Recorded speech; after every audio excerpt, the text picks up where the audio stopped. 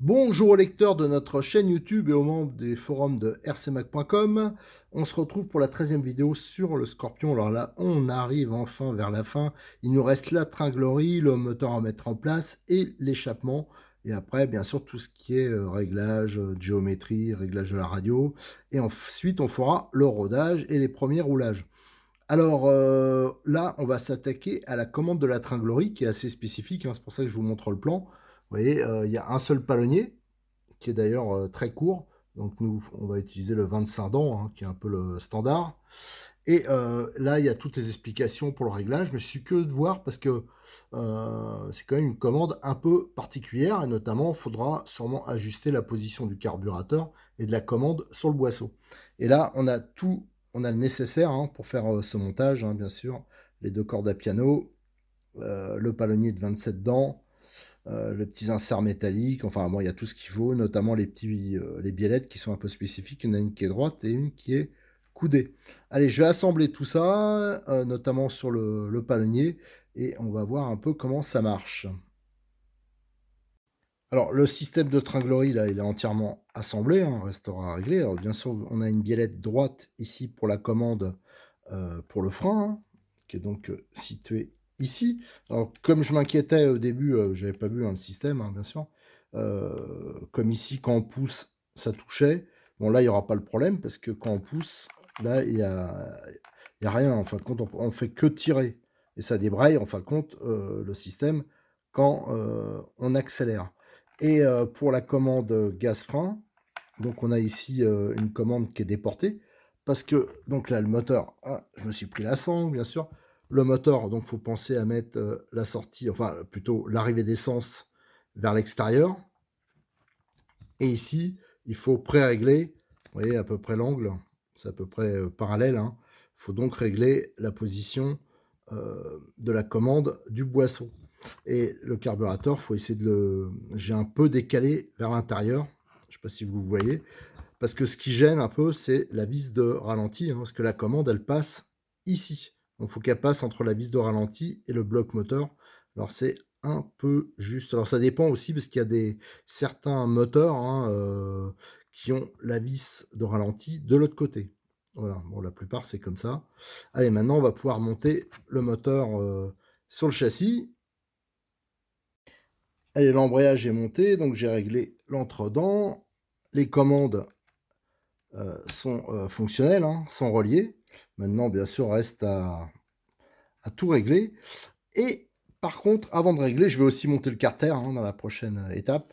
J'ai oublié de monter le ressort de rappel pour la commande du boisseau. Alors, je vais regarder pour le monter. Je pense que c'était bien sûr plus simple de le monter quand le moteur n'était pas sur le châssis. Voilà, la commande est montée, elle est réglée, le carbu ouvre parfaitement, le retour au neutre est parfait, vous voyez le ressort, il remplit bien sa fonction là. Le ressort de rappel de carbu, que je vous rappelle, pour d'autres voitures, vous pouvez trouver facilement, hein. Moi, 1034, il en a plusieurs modèles, il a des Optima, il a les siens, donc ça c'est pas un problème. Et la commande de frein, elle marche très bien, et j'ai remonté le carter de protection de la couronne. Donc maintenant, reste à monter l'échappement et faire le chemin pour les durites et monter aussi le filtre à air. Alors, on va monter l'échappement. Alors, à savoir que c'est un échappement entièrement en aluminium, hein, donc qui est avec un cône, donc censé avoir une action résonateur, hein, qui devrait améliorer peut-être les performances du moteur. Alors, c'est un pot donc tout aluminium avec un joint d'étanchéité. Il est fermé par 3 vis, donc il est démontable, bien sûr. Il y a une durite de raccordement, il y a les colliers qui sont livrés, et il y a un coude. Alors, ce coude, il est livré avec un seul ressort, mais on peut voir qu'on peut mettre 2 ressorts. D'ailleurs, c'est pas plus mal de le faire. Alors, c'est sûr que ça aurait été mieux de le monter avant, hein. Mais bon, j'ai suivi comme sur la notice, mais c'est vrai que si je démonte, La prochaine fois, je le ferai, je montrerai le coup d'avant, ce sera quand même plus facile. Alors, vous voyez, il y a ce genre de petit outil qui permet d'attraper le ressort et de le monter. Ça évite des fois de se le planter dans le doigt. Et moi, ce que je vais faire, j'ai toujours un petit bidon d'huile comme ça, l'huile moteur, hein, que je vous ai déjà présenté de chevaux. Et je vais lubrifier légèrement le joint, hein. Moi, je préfère monter le joint que ça puisse, parce que le coude, il va bouger. Je préfère, autrement, ça risque un peu de l'abîmer, un peu de, voilà, de coller. Donc, je préfère le lubrifier. Alors, bien regarder aussi, parce que le joint que j'avais monté, en fin de compte, je trouvais qu'il y avait un peu trop de jeu. Alors, je l'ai changé. J'avais d'autres joints. Il y a longtemps que je fais de l'ERC. Alors, j'ai tout un stock de joints d'échappement. J'en ai monté un qui monte un peu plus dur avec le coude pour éviter des fuites à ce niveau-là. Alors, à savoir que ça passe assez juste, hein, bien sûr, avec le lanceur. Alors, il y a toujours moyen, sur cette partie-là, la partie inférieure, de retirer un peu de matière, hein, si jamais ça touchait. Bon, enfin, là, ça passe. Il n'y a pas trop de problème. Allez, on va monter l'échappement. Alors, à savoir que l'échappement, il va donc sortir tout droit à l'arrière. Donc, faudra voir comment, s'il est bien protégé, comment il est fixé. Ça, j'avoue, je ne connais pas. Je vais le découvrir en même temps que vous. Alors, je vais assembler l'ensemble, hein. Alors, le pot, je vais l'assembler, même si c'est vrai que c'est moins efficace sur des pièces qui chauffent. Je vais quand même mettre du frein filet. Euh, on verra bien. Et donc, les vis, je vais garder celle-ci. Autrement, bah, le coude, pour l'instant, je vais mettre un seul ressort, mais par la suite, c'est sûr, j'en mettrai deux. Alors, le coude, il est monté, à savoir que quand même pour l'échappement, pour le placer, il n'y a pas énormément de place, c'est pour ça qu'il est assez spécifique. Alors là, j'ai mis qu'un ressort. Moi, perso, bon là, je vais tourner dans les conditions d'origine au début, mais quand je redémonterai le moteur, je mettrai deux ressorts. Et comme je l'ai montré sur d'autres vidéos, je mettrai un petit morceau de durite, hein, sur le ressort, quand c'est en contact avec le carter. Déjà, ça évitera de l'abîmer. Ça évite aussi qu'il rentre en résonance, hein, qu'il vibre et qu'il puisse casser. Donc, avec la petite durite, ça va permettre d'amortir les vibrations. Là, je vous le montre, hein, ça c'est, je l'ai pris, hein, déjà d'avance. Ça j'ai pris chez Cyril, hein, de Modelis 34. Ils vendent des petits kits comme ça de ressorts qui sont vraiment pas chers. Donc ça vaut le coup d'en avoir déjà d'avance. Et en plus, déjà un deuxième pour faire le montage, donc avec double ressort, ça sera quand même mieux. J'ai monté donc le résonateur. Alors j'ai donc mis des vis. Moi, j'ai mis des vis un poil plus longues, hein. C'est des 3,14. D'origine, c'est des 3,12. Ça, c'est la référence 1436, M1436. Et l'avantage, c'est de la visserie inoxydable. Voilà, c'était pour que ça prenne sur toute la longueur du filetage. Vous voyez, là, c'est déjà pas tout à fait au bord. Avec les 3,12, je trouve que c'était un peu court quand même. Alors, ce que j'ai fait d'autre, c'est que j'ai inversé par rapport à la Netis. Comme c'est un triangle, hein, en fin de compte, la fixation, donc on peut, les deux parties, on peut les tourner. J'ai mis la pressurisation à l'opposé, ça veut dire côté coude d'échappement, tandis que sur la notice, il monte vers l'avant à côté carbu. Et bon, je trouve que faire passer la durite par le devant, c'est pas l'idéal, parce qu'il y a déjà pas mal de choses qui passent, les tringleries, la durite d'essence, enfin voilà, c'est pas la peine d'encombrer encore plus. Alors maintenant, j'ai regardé aussi, hein, donc je l'ai mis en place, l'échappement à peu près. Alors après, j'ai pas regardé encore exactement. On voit que ça gêne un peu le support là. C'est vrai qu'il a tendance à gêner. Alors si c'est orienté vers le bas, ouais, il faudra voir exactement comment c'est orienté, mais ça tire pas hyper droit. Donc attention à la durite. Alors il y a toujours moyen de rogner éventuellement sur le support, mais c'est un peu embêtant parce qu'il n'y aura plus beaucoup de matière. Mais il faut faire attention parce que la durite est spécifique d'origine. Vous voyez ici, la durite a un diamètre standard, comme toutes les durites de raccordement d'échappement. Mais de l'autre côté, elle est conique parce qu'elle rentre, en fin de compte, elle est faite pour rentrer en partie un peu plus loin sur l'échappement. Et donc ça veut dire si on l'abîme, on sera obligé de remettre de la durite standard. Et c'est sûr que bah, ça se placera pas aussi bien. Mais enfin bon, c'est pas un énorme problème. J'ai essayé aussi, j'ai pris un résonateur FDM, hein, pour ceux qui voudraient mettre un vrai résonateur. Alors ça doit être possible, mais par contre il dépassera un peu à l'arrière, hein. J'ai regardé, vous voyez, ça dépassera, alors bien sûr c'est en dessous, hein. Ça dépassera un peu à l'arrière, il faudra bidouiller, il y a sûrement la cage arrière qui va gêner, mais c'est sûrement possible, et au niveau longueur, bon, c'est un peu long avec le coude, mais voilà. Bon, si on veut vraiment mettre un résonateur de ce style, c'est possible. À savoir qu'à l'époque, il existait un résonateur option, mais qui n'existe plus. Donc il reste ce pot d'échappement, mais je pense qu'il sera suffisant pour ce moteur. Allez, maintenant on va mettre en place l'échappement. Alors l'échappement est monté. Alors moi je montais jamais le petit croisillon ici, le renfort de pare-choc arrière. En fin de compte c'est la cellule arrière, hein, le pare-choc en gros. Euh, Là je l'ai monté parce qu'en fin de compte ça empêche l'échappement de descendre. Moi je le mettais pas pour garder de la souplesse un peu. Là, on peut voir donc le système de fixation. Il y a une petite corde à piano pliée. Donc, c'est vissé ici et directement sur l'échappement. Alors, sur l'échappement, bon, j'ai mis les vis d'origine là par contre, mais moi, plus tard, je monterai plus long.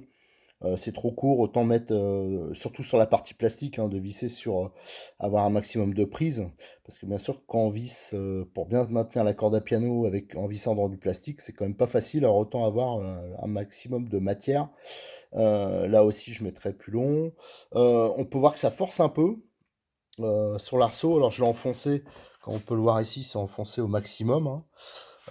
Mais bon, ça va, hein, ça a l'air de bien tenir quand même. Je pense qu'il n'y aura pas trop de problèmes. De toute façon, ça, c'est quelque chose qui est facile à bidouiller, hein, s'il faut faire renforcer un peu la fixation. Ça, c'est pas un problème. Alors là, l'échappement, il est monté. Normalement, il faudrait monter les parois, hein, sur le côté, hein, qui sont en Lexand, hein. Mais moi, je vais pas les monter. Je les ai mis, si vous avez vu, je les ai mis sur la version brushless. Sur la version Nitro, pour l'instant, je vais pas les monter. Ça va me permettre de surveiller l'échappement, sa fixation. Et aussi, ça va ventiler un peu. Je pense que bon, l'échappement, autant qu'il soit le moins chaud possible, en mettant pas les flancs, ça ventilera. Et après, si je vois que ça chauffe pas trop, plus tard, je les monterai les flancs. Voilà, maintenant, il reste pas grand-chose à faire en fin de compte. Il reste le montage du filtre à air. Alors, je vais regarder si je mets le filtre à air d'origine ou si je mets un filtre à air à moi, hein, parce que disons, c'est sûr que le filtre à air d'origine, je vais regarder, il est tout à fait adapté. Mais moi, perso, j'ai pas de mousse de rechange pour celui-là. Tandis que j'ai des filtres à air où j'ai des dizaines de mousses d'avance quand je faisais du nitro. Donc, ça sera, si je le change, c'est juste un côté pratique. Et aussi, j'ai enlevé, hein, je l'avais monté juste pour le montrer, le stop moteur, hein, mais ça permettait pas, ou pas facilement, de mettre comment dire, un filtre à essence. Alors moi, je veux mettre un filtre à essence et avoir un peu plus de durite. C'est juste en cas quand la voiture elle se retourne pour qu'elle désamorce pas, hein. Donc avoir une petite réserve d'essence. Et là, c'était pas possible parce qu'on peut pas mettre.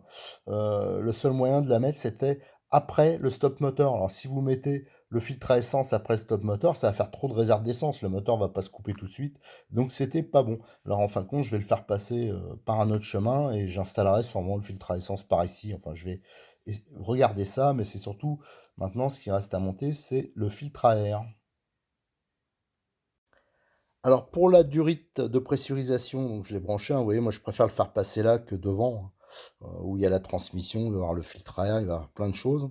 Donc là, c'est pour ça que j'avais inversé à ce niveau-là. Cette durite, je la changerai par la suite, je mettrai la même que celle-ci, hein, ou de la sismique, la noire, hein, que je vous avais déjà conseillé.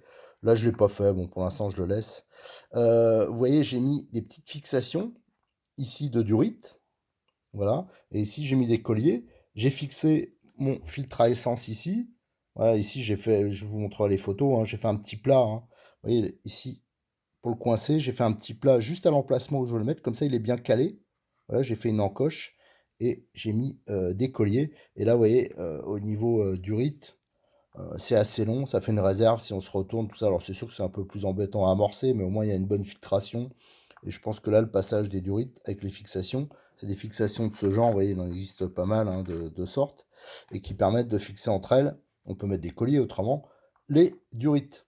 Voilà, donc là, ça passe, ça sera propre, parce qu'attention, comme je vais le montrer en mettant la carrosserie, vous allez voir que c'est un peu juste pour la version nitro, au niveau du filtre à air, des durites, de pas mal de petites choses, il faut faire attention, notamment sur les flancs. Je pensais au début mettre mon filtre à essence sur le côté. Et c'est pas possible parce que sur les flancs, vous allez voir, il y a les prises d'air. On voit mieux l'installation de ce côté. Alors là, j'ai mis un petit collier là, les petits colliers ici. Alors ici, c'est bien souple, hein, faut laisser suffisamment de trucs. Et là, comme j'ai fait l'encoche, là, il est parfaitement bloqué, il peut pas bouger. Donc tirer sur la durite, ni rien, c'est pas possible. Là, il est parfaitement fixé. Et la durite, c'est suffisamment souple. Qu'est-ce qu'on peut dire ici? On voit bien le passage, hein, et ça sera encore mieux parce que la durite que j'ai mis, elle est plus grosse que celle d'origine, qui est un peu fine, qui tient pas des masses. Sur les fixations, ça sera encore mieux quand je l'aurai changé. Mais ça, bon, je le ferai un peu plus tard. Qu'est-ce qu'on peut dire, d'autre, autrement? Pour le montage du filtre à air, et même pour les parois, hein, sur le côté, regardez, ce que je vous disais, vous avez les prises d'air sur le côté, elles rentrent beaucoup.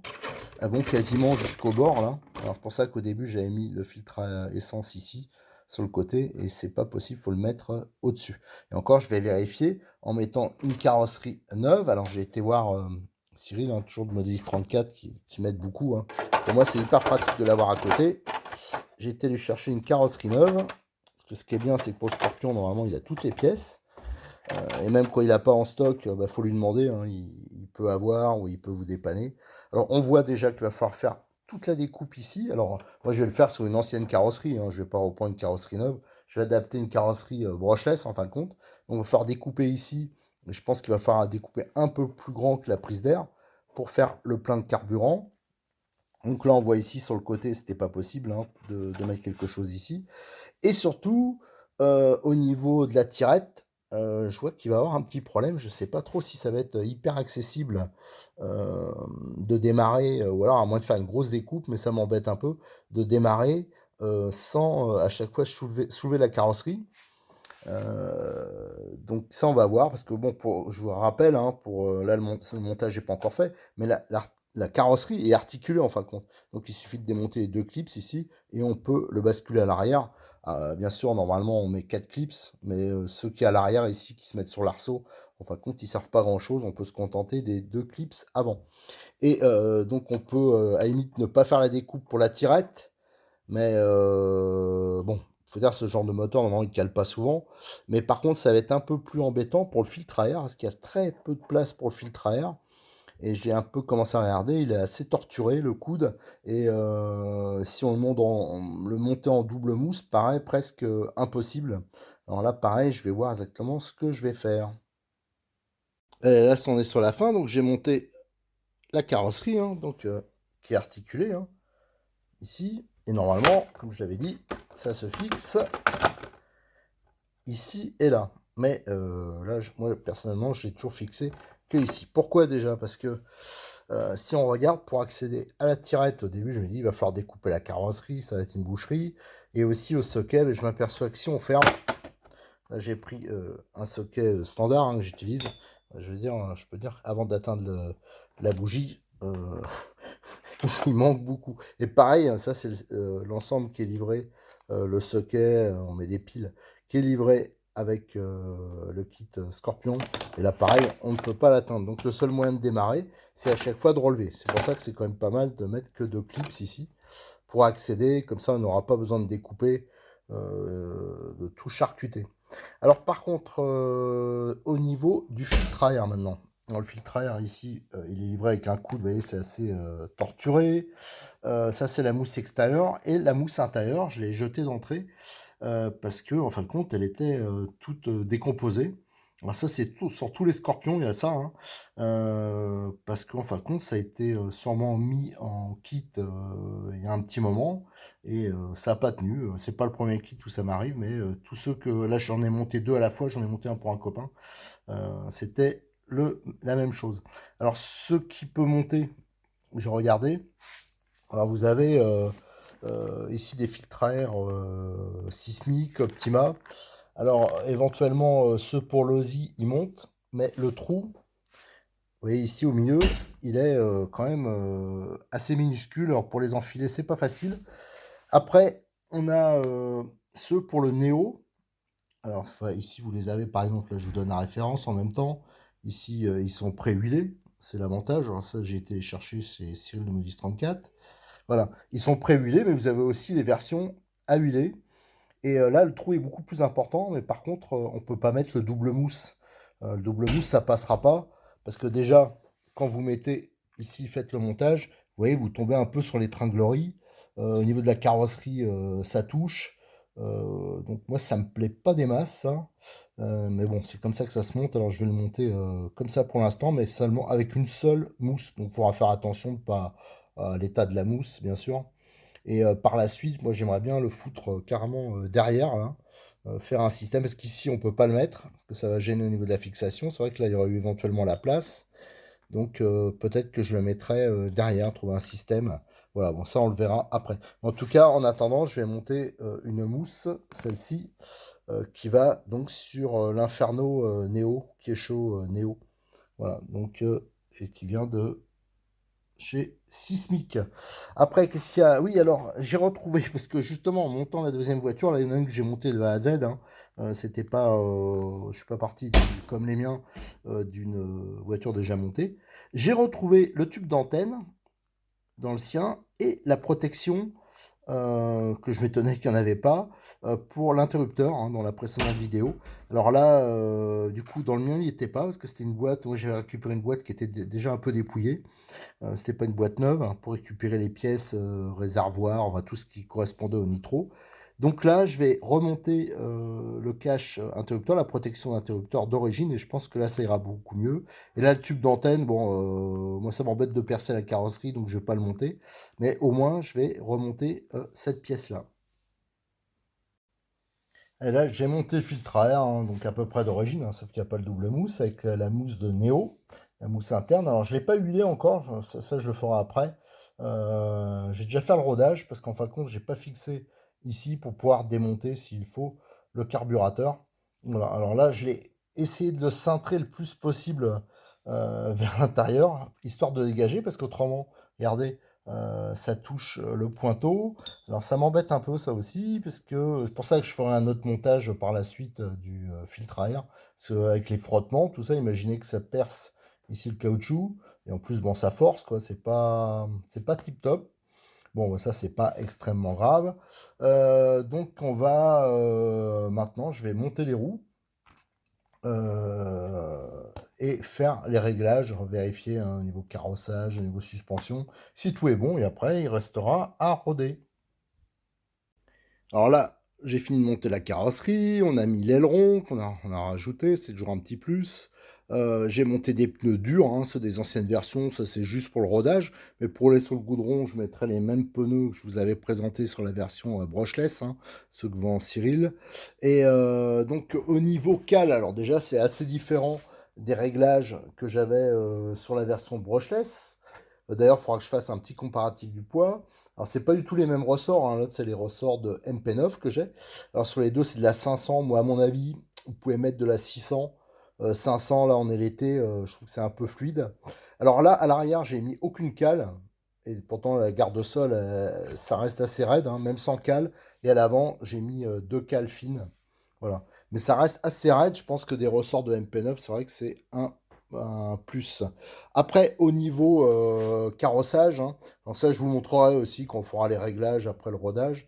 Moi, j'ai mis 2 degrés de carrossage négatif. Alors, je rappelle, le carrossage négatif, c'est quand la roue, elle est pincée vers le haut. Et dans le cas contraire, c'est du positif. Alors, en tout terrain, généralement, c'est toujours du négatif qu'on met. J'ai mis 2 degrés devant, 2 degrés derrière. Ça reste une bonne base. Alors, c'est bien sûr facilement réglable avec les biellettes, là, pas inversées. Et pour le train avant, j'ai mis au neutre. Voilà. Autrement, les réglages, hein, il n'y en a pas 50 000. Après, il y a juste la position des amortisseurs. Là, par exemple, je les ai mis le plus incliné possible. Mais il y a aussi les fixations en dessous. Voilà. Après, on m'a posé la question, là, il est fini, hein, il me reste juste à roder.